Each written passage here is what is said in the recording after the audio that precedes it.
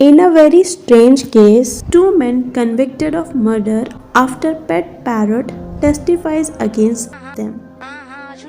Neelam Sharma, the wife of the editor-in-chief of a leading Agra newspaper Vijay Sharma, was murdered in her own home on February 20, 2014.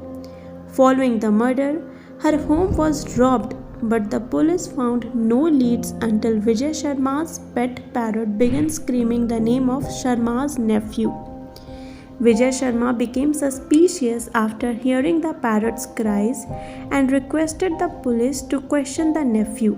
The nephew Ashu confessed to murdering Neelam with the help of his friend Roni.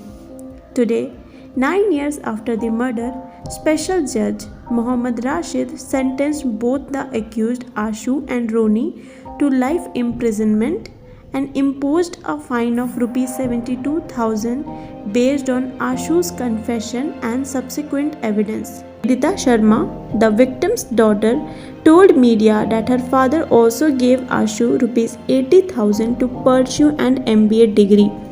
Ashu knew where the jewelry and cash were kept in the house and he planned a robbery.